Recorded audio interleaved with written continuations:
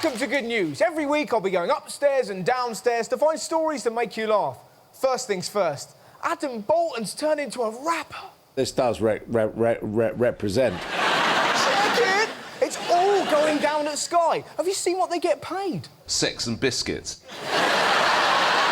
It's quite nice. Blowjob and a custard cream. Num, num, num. What do you make of that, Eamon? Very sad and rather grubby. I'll tell you what, it's easy to get lost in the White House. Tonight, after nearly 100 years of talk and frustration... What a week he's had. Passes the healthcare bill, reduces nuclear weapons. Well done, Obama. Sorry. Mr. Long-legged Mac Daddy. Did you see this shocking article from the Times? Vienna Boys Choir caught up in sex abuse scandals. Did you see who wrote it? Roger Bruce.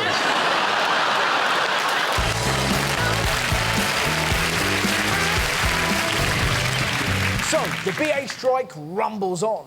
The four-day walkout by cabin crew continues into its third day. Despite political pressure from Gordon Brown and David Cameron this weekend, both BA and the Union Unite have yet to schedule talks to try to end the dispute, which is over pay and conditions. You should have heard my dad. Pay and conditions? Anyone can hand out peanuts. And my mum genuinely went, I tell you who couldn't, Abu Hamza. He'd be rubbish, wouldn't he? Do you want a peanut? You've dropped it, Abu. The problem the strikers have got: firemen on strike, trouble. Nurses on strike, trouble. BA on strike, EasyJet. The BA staff are angry with Chief Executive Willie Walsh. The trouble is, when I heard them chanting this... Willie, Willie, Willie, out, out, out. That's exactly what I did, right? Giggling, naked in front of the telly, and then it dawned on me, I miss my girlfriend. And I need some curtains. I'm not sure the strike will work. Let's be honest, we don't listen to the cabin crew when we're on the plane. Remember that, excuse me, sir, you have to turn your phone off, it could bring down the plane. Bollocks! If that were true, why have I never heard of a suicide bomber going, everybody get down, or I swear to God I'll text my mum! So, who's been in trouble down under? Hamilton had apparently performed a burnout, followed by a fishtail, right in front of police. He was pulled over by Victoria Police, charged with improper use of a vehicle. As if Australians will care. They have a fairly relaxed attitude to health and safety.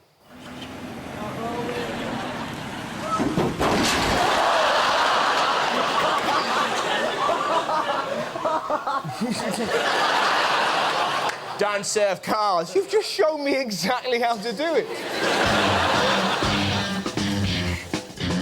So, what's been happening? Today there's been one budget measure that's getting people fired up. It's the surprise 10% duty hike on cider. Cider. Cider. Cider. Singing cider. Cider. Cider. Cider. Cider. Fighting cider. Cider. Cider. Cider. Cider. Cider. Sleeping cider. $1.99. You drunk that lot? $1.99. You'll be completely smashed. I haven't known anger like this in the West Country since...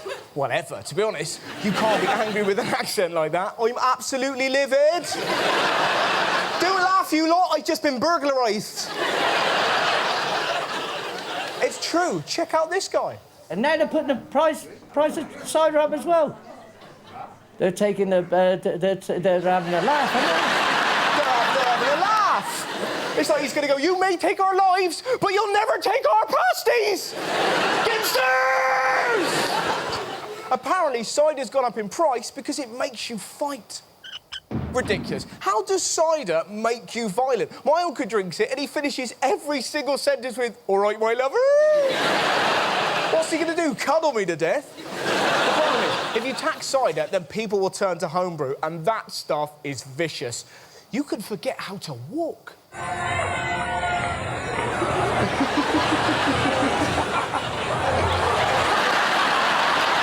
can make you run into walls. You can even convince yourself that you're an Olympic diver.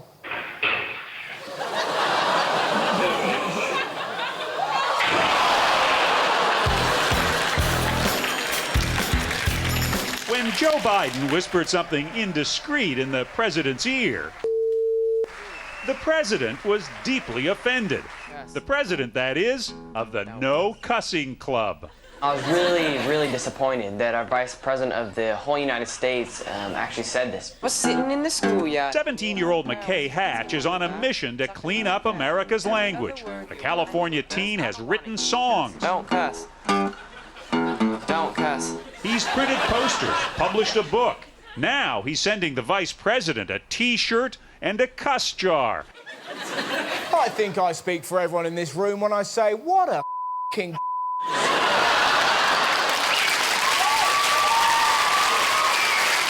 ridiculous. What's the point of being a teenager and not swearing? It's like having a couple of hours in your house alone and not putting your willy between your legs and pretending to be a lady. We've all been there. Don't act like you've not done it. It's brilliant, isn't it? You're like, oh, look, yes, hello.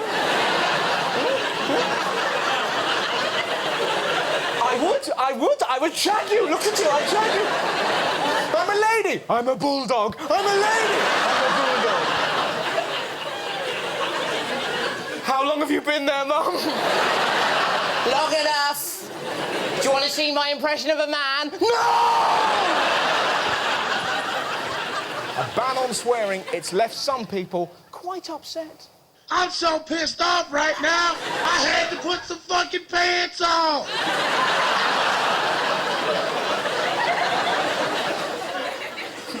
Swearing lets off steam. Have you heard the kids' alternative? You get someone kicks you in the shin when you're wrestling around with your friends and your brothers. What do you yell out? Farfignugan. What? Farfignugan. Farfig? That sounds like something Hitler would shout during a tricky shit. You're right, Adolf. Farfignugan! What's on this kid's iPod? Farfignugan, I won't do what you tell me. Farfignugan, I won't do what you tell me. It's ridiculous. There's nothing wrong with swearing. Right, Stephen? The sort of twee person who thinks swearing is in any way a sign of a lack of education or of a lack of verbal interest is just fucking lunatic.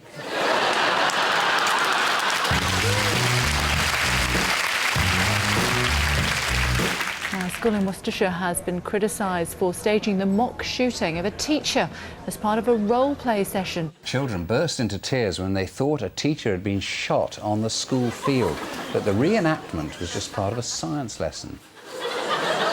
Holy shit! They pretended to shoot a teacher because they were doing a science lesson.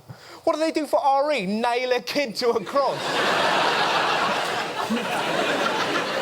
Next, kids, history. Now, Henry VIII was quite the womanizer. And to demonstrate, I'm going to eat some chicken here while Mrs. Martin, hello, gives me a blowjob. Now suck my royal dick. Most of the pupils cottoned on pretty quickly to what was happening. And the ones that didn't shat themselves. They were all taken into the school assembly hall. It was explained to them what had happened, and the supposed victim, Mr. Kent, was brought on to a great standing ovation. If those kids weren't hysterical when he was shot, they'll be cacking it when he reappears. Hello! Ah! Mr. Kemp's a zombie! High school Great Britain, but I don't know if I love or hate Britain. Have you heard about the latest UN ambassador? Jerry Halliwell famously became a UN ambassador back in the 90s. Well, another star is following in her footsteps, becoming a Goodwill ambassador too. R&B singer Craig David will be speaking out against tuberculosis. Yes, this is the news that Craig David is the new UN ambassador for tuberculosis. Poor bastards, as if they're not suffering enough. And the worst thing is they'll be too weak to tell him to fuck off. How's he going to raise awareness for TB? Sing about it. I met this girl with TB on Monday. Unfortunately, she died on Tuesday. But we was making love on Wednesday, and on Thursday and Friday and Saturday.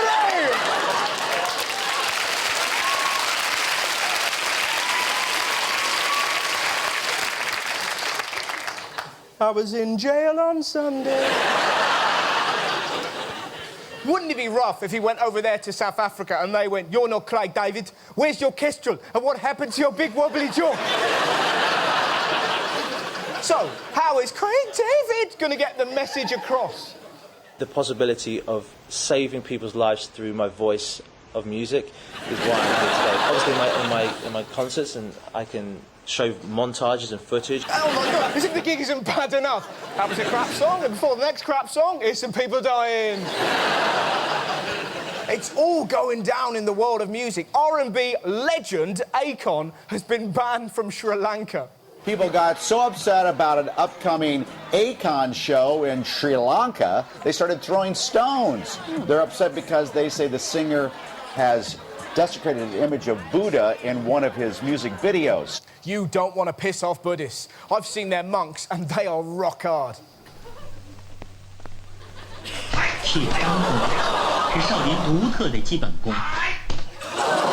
Amazing. You don't get that on Songs of Praise.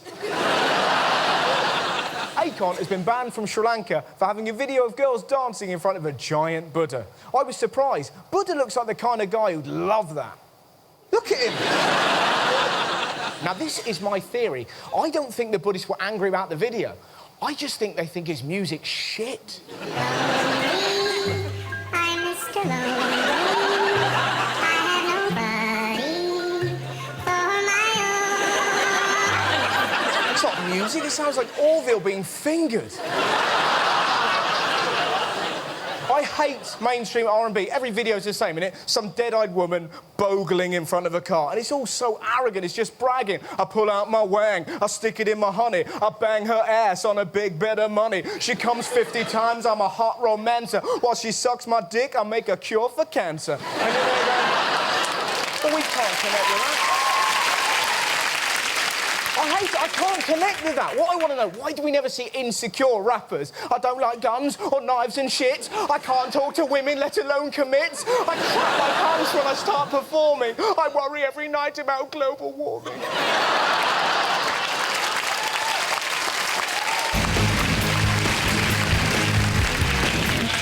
Now, I love doing this show because I get to say things like this out loud.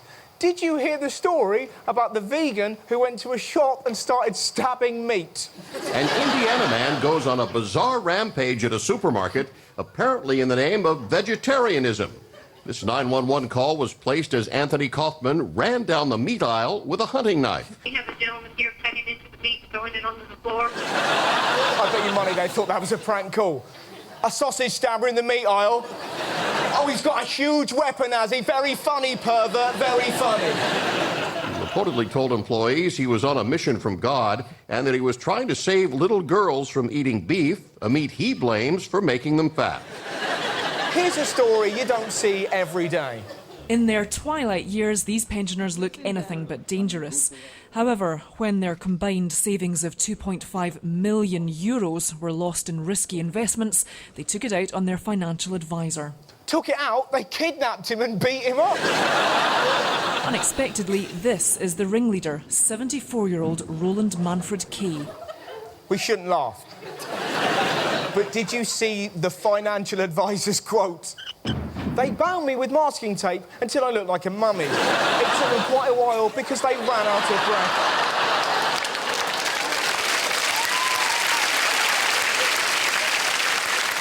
The trouble is, when I heard about this story, I couldn't help but imagine this.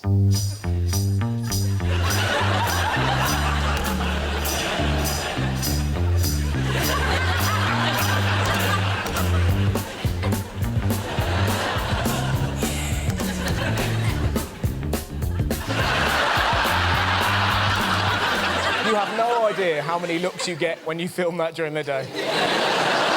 Luckily, the financial advisor escaped. Eventually, the banker managed to send a message to call the police, who stormed the address. Again, another choice quote. A physician had to be on hand to help his captors into police vans because of their various infirmities. Fear not, though, these evil biddies have been put away. Roland Manfred Kay was given a 6-year prison sentence, his friend Willem D 4 years, but the group has achieved notoriety in Germany. They're now known in the media as the pensioner gangsters. They don't muck around with nicknames in Germany. What shall we call these pensioners who are gangsters? The pensioner gangsters. So we've had meat mutilation in America, we've had pensioner gangsters in Germany. What's been happening here in the UK?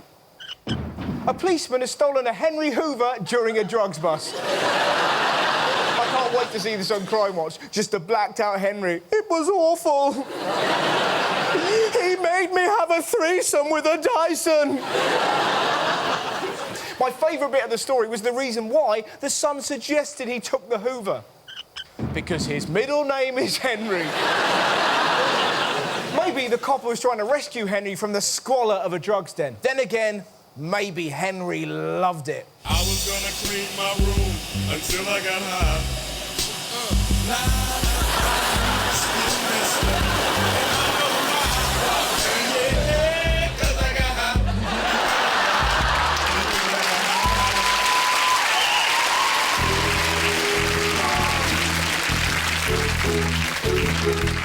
Now, this is the part of the show I genuinely don't know anything about. There's going to be a mystery guest who's been in the news, and I have to figure out who that person is. So please welcome my mystery guest.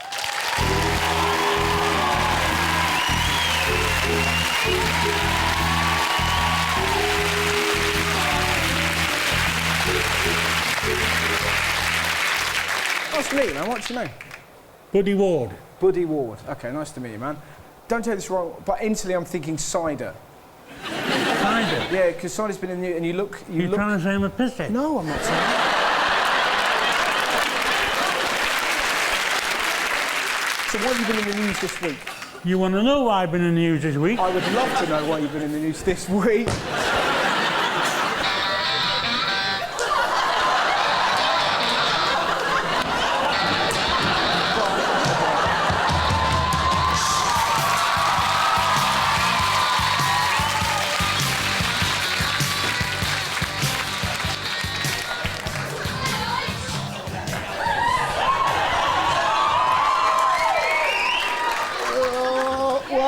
Suddenly, all the things I did earlier... Why I've been in the news this week is because I'm 75 years old. Yay. I'm going to be the oldest wrestler ever to wrestle, and it's going in the Guinness Book of Records. Fantastic. On Saturday night this week at Ellesmere Port Civic Hall, my own hometown.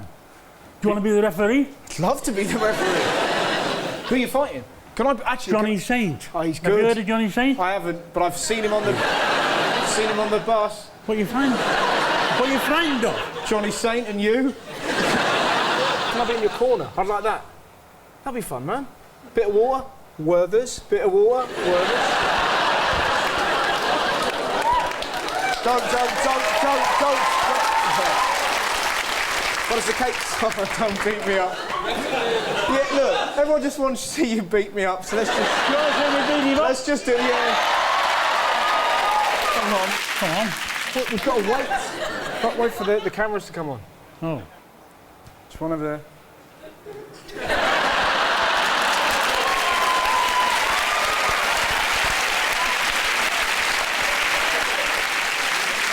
Right. What do your family make of this? You think I'm crackers? Do they?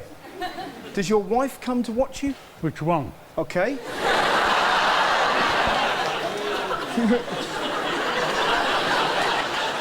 6 wives. You've got 6 wives? Had 6 wives, yes. And your current wife, does she come and watch you? I've never wrestled in 31 years. Wow, so this is your first time? First time in 31 years. So what made you come out of retirement? I was shaving myself on New Year's Eve. Which is a wonderful start to any story. God, I love you. And? Yeah, and, of course an and. I thought, why not wrestle at Ellesmere Port Civic Hall on this Easter Saturday? So it's where exactly? Say again, so that we can get people to come and watch you. That'd be amazing. Ellesmere Port Civic Hall on Saturday, the 3rd of April, which is this week. This week. There will also be a raffle. A raffle, yeah? How do you know that? I just imagine. There'll be a raffle, yes, for a lifeboat. And there'll be party games, won't they? Yes. And you're going to be the referee? I'm going to be the referee. And he's going to be the... And I'm going to be dressed in a mankini.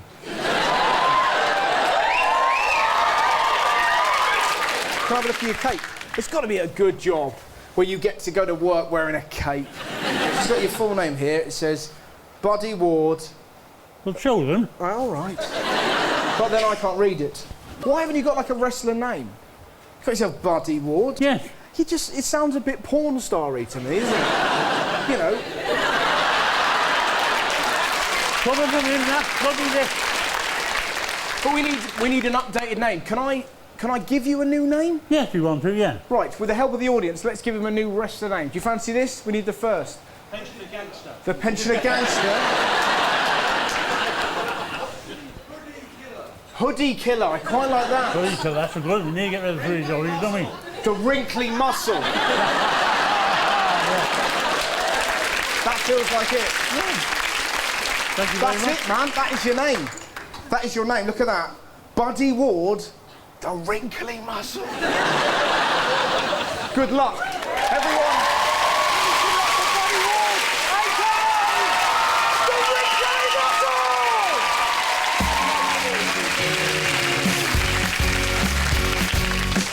Check this out from Denmark. This is kind of sick. A lot of people will think it's sick. A Danish artist who admits to being bored when she decided to take some photos of her baby daughter. Bloody hell, yet another baby photo. If you've seen one, you've seen them all.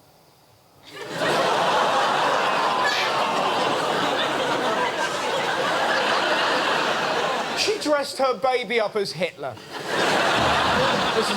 To show there's evil inside all of us. Imagine peeking in that pram. What a lovely fucking hell! Wait, look, he's just learned his first word. Genocide. Come to think of it, a pram must have looked like this. I think it's risky dressing your baby up like that. I mean, God forbid, what if your baby was kidnapped? What was she wearing? Have you ever seen Dad's Army? Or maybe what was she wearing? Just a nappy. But between you and me, they look like the kind of sick bastards that would dress up a baby like Hitler. It wasn't just the Führer. The artist dressed her daughter up in other costumes. There was Saddam Hussein. There was Joseph Stalin. And there was Idi Amin. Now, have you heard the unusual way Taiwan is trying to boost its population? They're offering $1 million Taiwanese for a catchy slogan to boost the island's dwindling birth rate. Taiwan basically wants a slogan to get people making babies. Well, here are my suggestions. Number 1, get her pregnant. It's easy peasy, Taiwanese. Next, the future hinges on cocks and minges. And finally, don't go the way of the dinosaurs, have some Taiwanosaurus sex.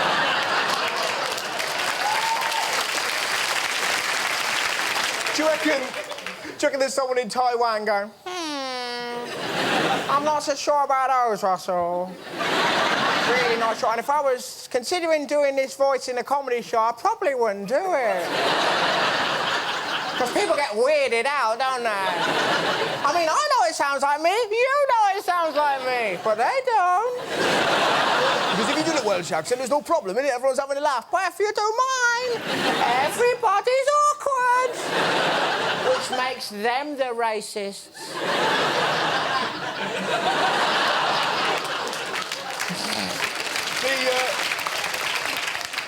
Slogans are rubbish. What they want to do is have a sexy advert like Marks and Spencer's. Christ, every time their food ad comes on the telly, so do I. It's unbelievable. Oh, profiteroles! Mum, turn the telly off! Now, the most impressive invention of this week is probably this.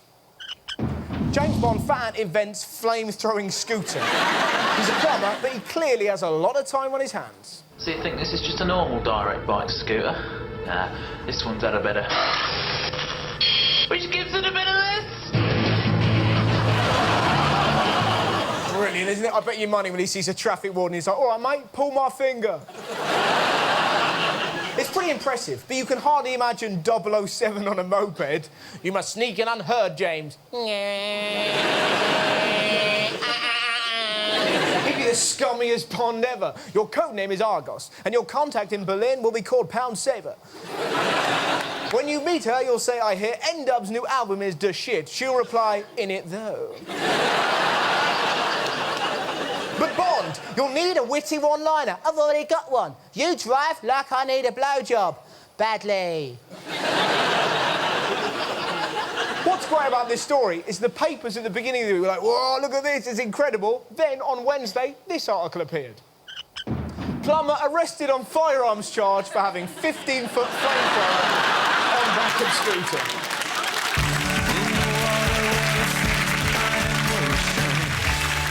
Now, here is a beautiful story about Mick O'Doherty, who heard about the children of Manila who earn their living picking through rubbish and took it upon himself to build them a safe place to play.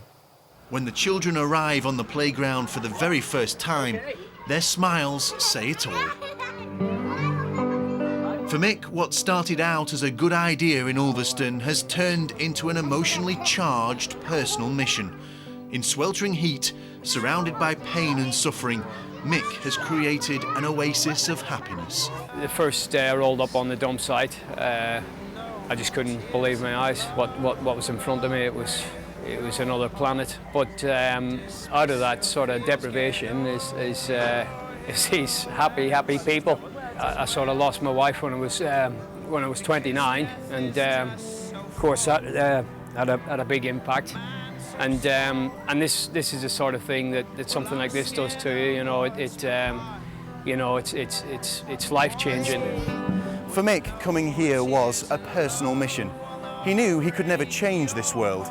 Instead, this world has changed him. He leaves behind a legacy that will help and inspire generations. Thank you! Wasn't that beautiful?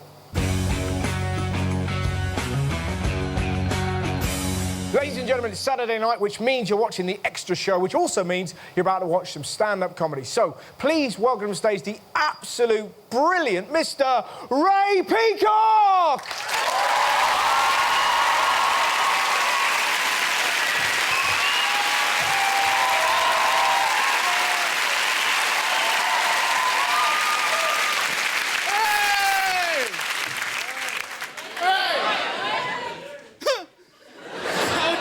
Quite threatening. That was scary.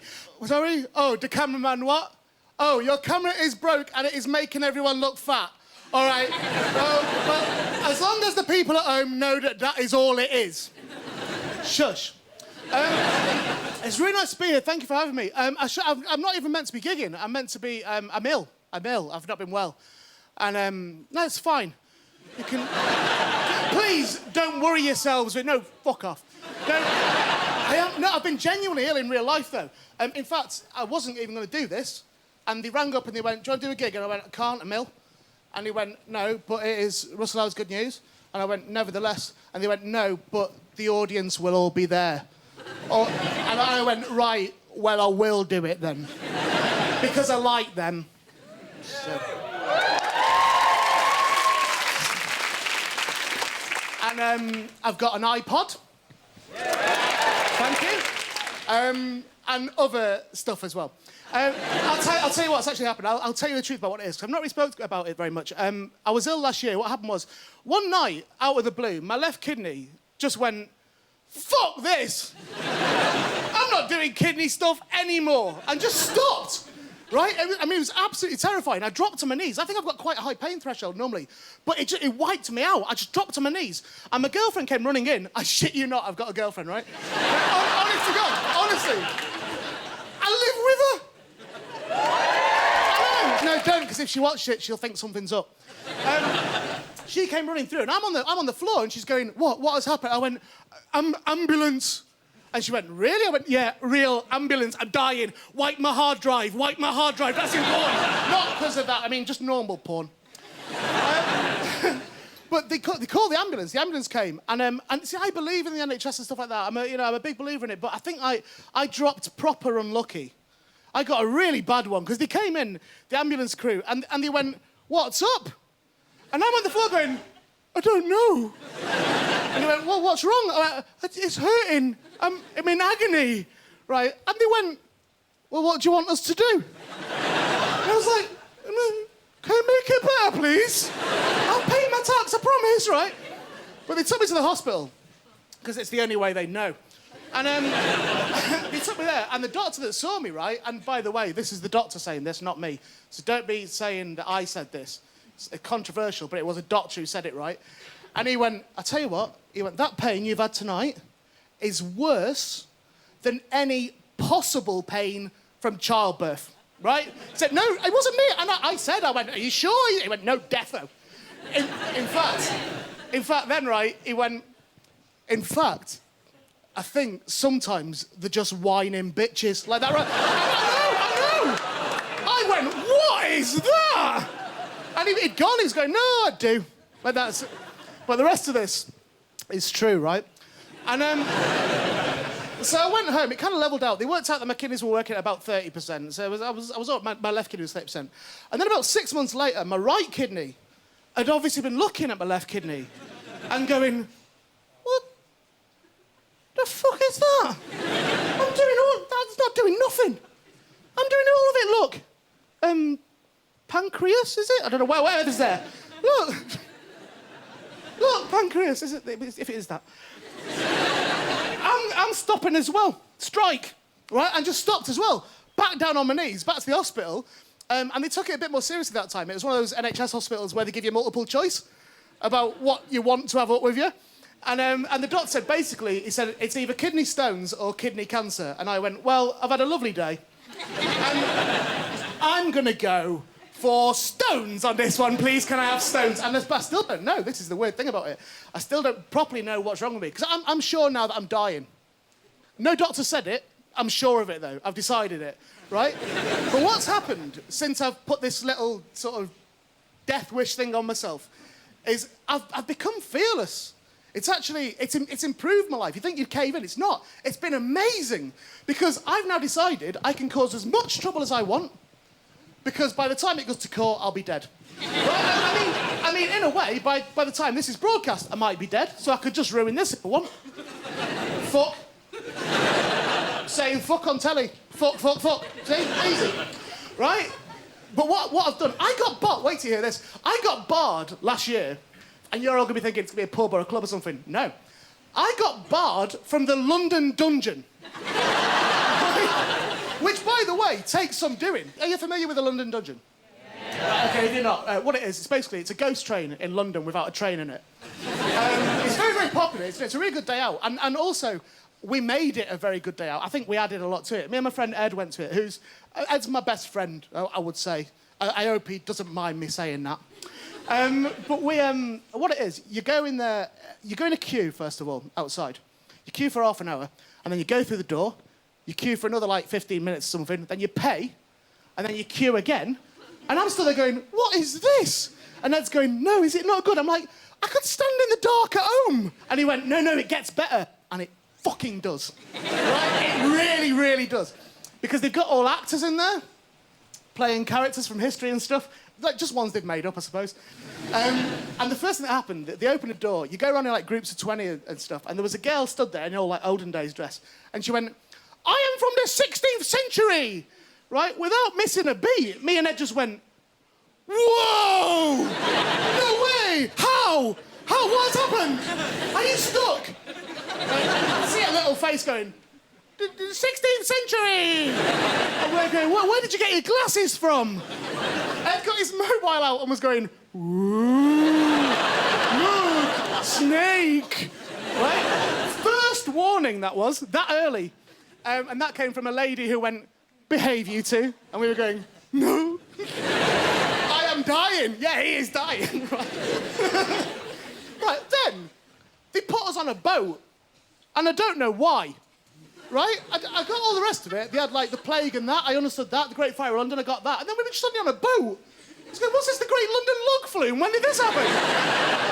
Right, and the girl that put us on the ride, we'd already been misbehaving, as I've told you, but the girl, she's quite a hefty girl, she went, oh, you might die on the ride. And me and Ed were going, oh, we better make the most of it then, aren't we? And she's going, oh, no. Right. We're gone. We were in our log, we were with a load of Swedish tourists, and they were terrified, because it was pitch black and there was lightning and stuff. It wasn't real lightning, right? And they were all scared, and me and Ed were going, that's not fair. You can't bring guests to the country and then I would scare them like that. So we decided that we'd break that tension, and we'd done that by singing It's a Small World After All. Which they loved that. They loved it. Joined in. They couldn't get it right properly. And I know that you're all sat there now going, yeah, but why were you barred? Right, basically, I punched an actor, right? And I will tell you, deliberately. Right? Because what happens is they jump out at you all the time to make you jump and stuff, right? They're going, rah! And like, oh, bloody hell, look at that. Yeah, oh, piss and shit, look at that, right? And after about 20 of these, I just turned to Ed and went, I'll tell you what, right? Next one of these that jumps out, I'm just going to smack him. Just pretend I couldn't help it. I thought I was under attack. Now, what I will tell you, I'll say first of all, I regret this. In fact, I'm legally obliged to. Up until that point, everyone who jumped out had all been blokes. They had. No matter what you're imagining, it was worse. She was yay big. I know, and I've never hit a woman in my life. It wasn't like proper asking for it. And, no, that sounds wrong. I mean, like in a sexy way. Going, oh, will you hit us? And yeah, of course I will, no problem. I don't mean like going, put Top Gear back on. With another me at the window going, what are you doing? Get over! What are you doing? That should work, that advert, I imagine. That should work. That'll probably stop it, won't it, that advert? Anyway, so she jumped out like that, yeah, and I went, oh, Ed straight away went, that was a woman one! And I knew it was a woman one! Right, she went down like a sack of shit. Like, boom, on the floor. She looked up, like, the bled so quick. Like, it was like a flag going down. And she's on the floor going, and me straight away, I'm going, yeah, you're right, it is frightening in here, leg it. A woman came over who worked there, I presume. Well, I know she did, because she barred us. She came over, she had a suit on and stuff. And by the way, I will normally be confrontational. I will decide to, you know, fight my cause. But on this occasion, I decided to just let it lie a little bit because she came over and she went, look, you've got to go. And I went, I know. And that is not acceptable. I know, no, pinch it, because it's going on your frock, look. I know that is wrong. We will go happily. Where do we go? Out the fire escape, what do we do? And that's when it got weird.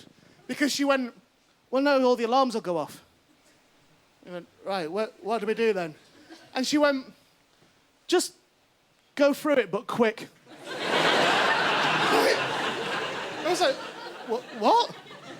Just go through it, but quick. And I was like, no, you've seen what we've done when we're allowed to be here. Right, now, if someone in the audience tonight was kicking off, okay, and the staff come over and go, right, you're barred. But you can stay till the end. You've nothing to lose at that point. You'd kick off more. You'd raise your game. And we did. We really... Ed put my head through a window that we thought was plastic, but it was glass. Right, honest to God, he got me for a photo. He went... Psh, I was like, oh, shit. Oh, right, Ed, bring me... Because I had, like, jagged glass around me. Ed, bring me out slow. Bring me out. No, don't do bumming. That's not funny, because I am stuck in glass. We had to have a woman follow us around to tell other members of the public we weren't the real actors. Because we were walking around going, oh, I am Jack the Ripper. Oh, I've not done one for ages. I'm right in the mood for it. This is my brother Jack too. We're doing it together. It's going to be great. So we were barred. Proper barred. But it's worth doing, though, eh? A few years later, we got barred from Louis Tussauds in Blackpool, which is a waxworks on Blackpool Front, because I broke Barack Obama's arm. Honest to God. They have a tableau set up. I shouldn't even admit this on the telly, because they might then go, look, he's admitted it. Because on the day I was going, no, it wasn't me. Yeah, it was me. They've got Barack Obama just standing there like that. Not the real one. It's like a waxwork of him like that. And they've got the White House behind it and stuff. And you go up and shake his hand. If you ever go there, right, it's great. Louis Tussauds of Blackpool is fantastic. But if you ever go there, right, you can't shake his hand. Right, you have to just hold it and have your photo took. Because I found that out, because I was going, oh, look, here's Barack Obama, hello there, pleased to meet... Oh, shit. Right, and I was holding it, I just went, Ed, Ed, come here. I have Barack Obama's home. I am holding it up in his sleeve. Right, and there was all, like, people queuing, wanting to have the photo took. I was going, get rid of him. Ed, oh, it was adorable, because he just went, this one is cancelled. Ladies and gentlemen, you've been absolutely adorable. Thank you for having me. I've been Ray Peacock. Good night. Thank you.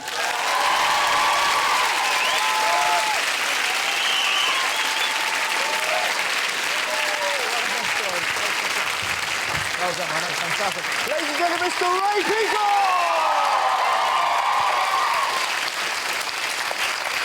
His podcast is called Peacock and Gamble. It's very funny. Check it out. That has been this week's Good News. Have a wonderful weekend. Take care. Farewell.